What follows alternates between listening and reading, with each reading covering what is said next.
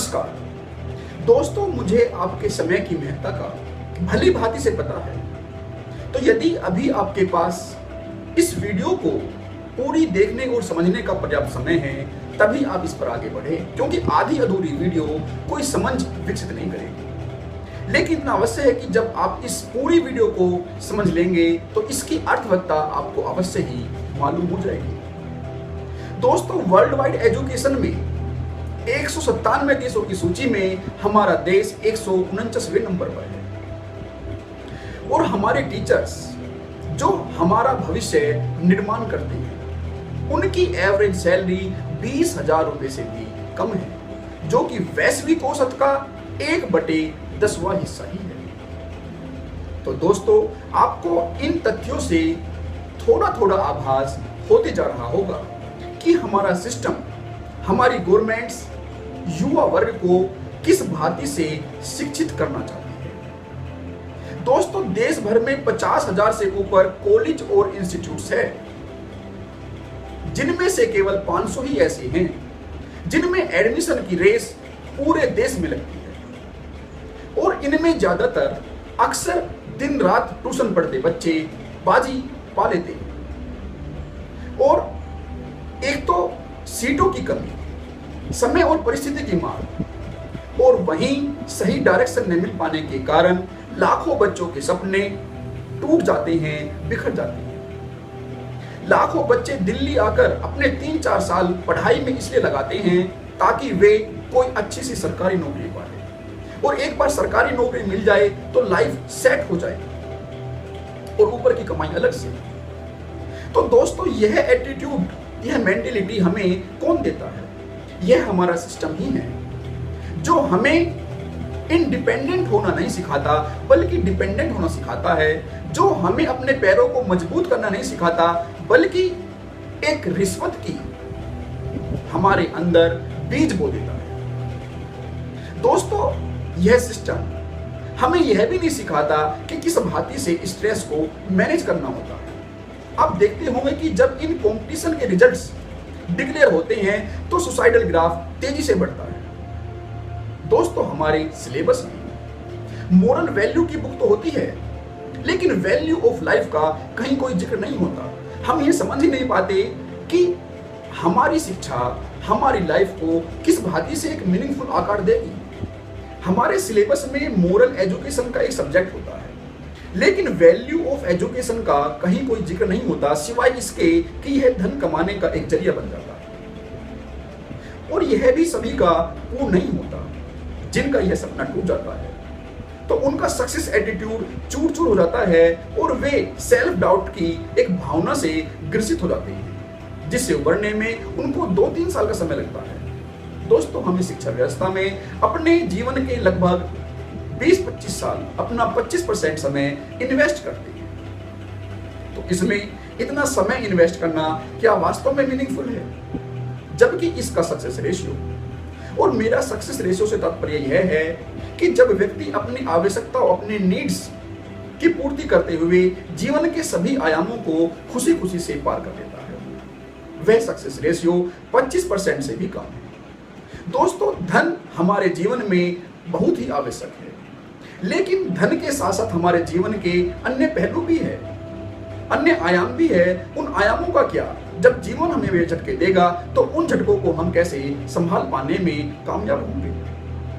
दोस्तों, उन झटकों के कारण हमारे पारिवारिक रिश्ते बिखर कर टूट जाते हैं। दोस्तों, हमारा सिस्टम हमें प्रूव करना तो सिखाता है, लेकिन ठीक से इंप्रूव नहीं करता। वह हमारे अंदर एस्पिरेशन तो जगाता है, लेकिन उसकी ठीक से प्रिपरेशन नहीं कराता, जिसके कारण ही डेस्परेशन, एक हताशा हमारे हाथ लगती है। दोस्तों, ASR की एक रिपोर्ट है जिसमें कहा गया है कि 50% से कम बच्चों को ही, स्टूडेंट्स को ही हमारी यह एजुकेशन प्रणाली एम्प्लॉयबल बना पाती है, और उनमें से भी 20% से भी कम ही होते हैं जो कि स्किलफुल होते हैं, जो टॉप की जॉब पाने में सफल हो जाते हैं। बाकी के 30% लोग अपने मनचाहे फील्ड के अलावा अन्य फील्ड में जॉब तो पा लेते हैं, लेकिन फिर भी बाकी के बचे 50% ग्रेजुएट जो अपने जीवन का 20-25% समय इसमें इन्वेस्ट करते हैं, वे 15-20 हजार रुपए की नौकरी तलाश करने के लिए, एक सेल्स पर्सन की नौकरी तलाश करने के लिए दर दर भटकते हैं। वह वही नौकरी है जो हमारा एक सब्जी वाला भाई, एक दुकान वाला भाई ठीक से कर लेता है और अच्छी आमदनी के साथ कर लेता है। 4 साल बीटेक में लगाने के बाद उस बीटेक होल्डर को उतने का ऑफर नहीं मिलता जितना कि एक मैकेनिक बिना किसी एजुकेशन के अपने 4 साल के एक्सपीरियंस के माध्यम से उतने कमा लेता है। दोस्तों, बात केवल कमाने या खर्च करने की नहीं है। जीवन में हमारा कोई भी काम हो, सबके अलग अलग काम होते हैं, वे एक दूसरे के पूरक होते हैं। लेकिन इन सालों में, इन 20-25 सालों में हम अपने अंदर एक ऐसा नेगेटिव एटीट्यूड पनपा लेते हैं जो हमारे खुद के पैरों की बेड़ी बन जाता है। हम जाने अनजाने कॉन्ट्राडिक्टरी लैंग्वेज सीख लेते हैं, जैसे कि हमें बचपन में सिखा जाता है कि दिन और रात, स्त्री और पुरुष, मालिक और नौकर एक दूसरे के विपरीत होते हैं। लेकिन क्या वास्तव में ये एक दूसरे के विरोधी है या एक दूसरे के पूरक है?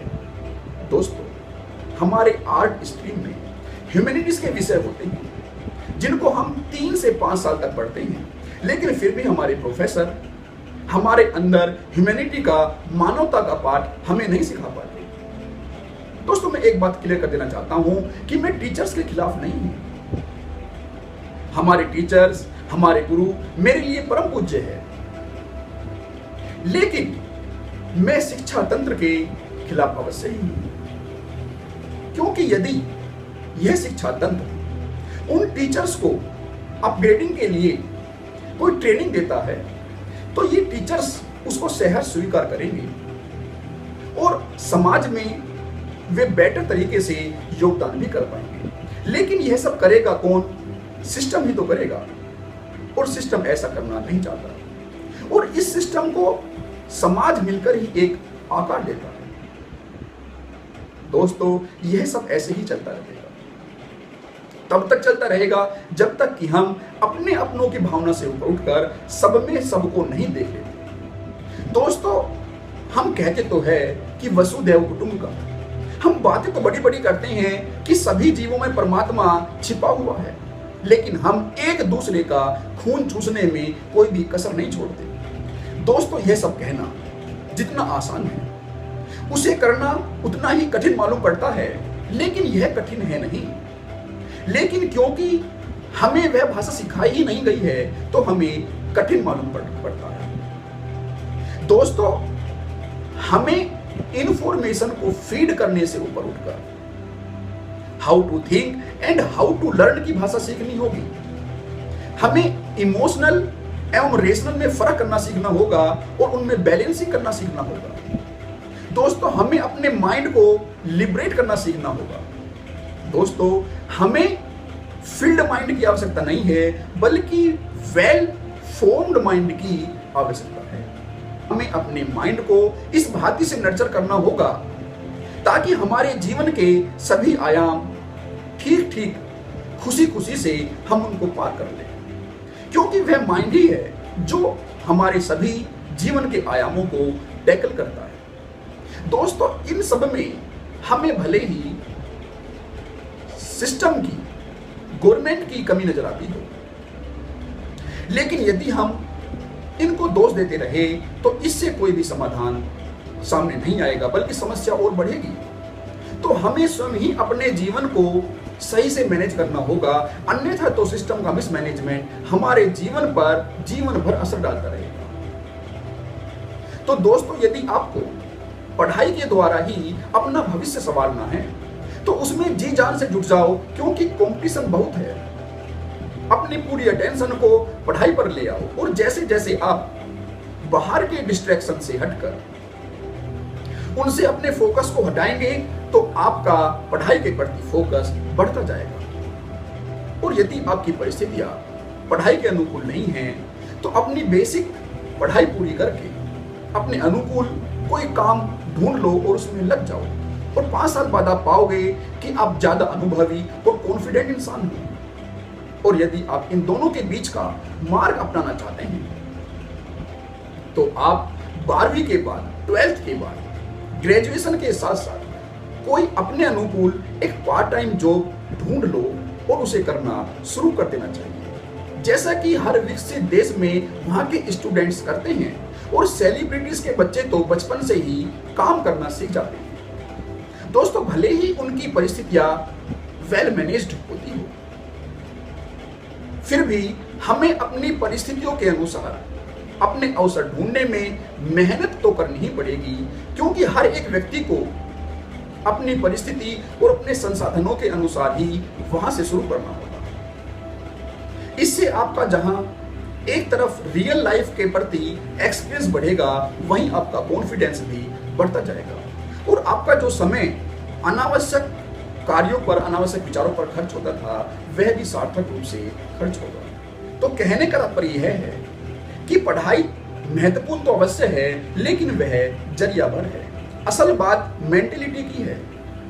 सिस्टम भी उन्हीं बच्चों को आगे बढ़ने में सहायता देता है जिन बच्चों को उनके पेरेंट्स उनमें वह मेंटेलिटी, आगे बढ़ने की मेंटेलिटी विकसित कर पाने में सक्षम हो जाते हैं। दोस्तों, इस वीडियो के माध्यम से मैं उन सभी टीचर्स का, उन सभी पेरेंट्स का और उस युवा वर्ग का धन्यवाद देता हूं जो एक मेंटोर के रूप में अपना योगदान दे रहे हैं, या फिर एक नए दृष्टिकोण, एक नए होलिस्टिक दृष्टिकोण के साथ अपना योगदान देना चाहते हैं। मैं उनका ऑर्गेनाइजेशन में तहे दिल से स्वागत करता हूं। दोस्तों, इसी के साथ मैं आपसे विदा लेता हूं और फिर एक नए लिबरेटिंग टॉपिक के साथ आपसे मुलाकात करूंगा। दोस्तों, इस वीडियो को ज्यादा से ज्यादा अपने ग्रुप्स में शेयर करिए और आपका इस चैनल को सब्सक्राइब करने के लिए, इस वीडियो को शेयर करने के लिए तहे दिल से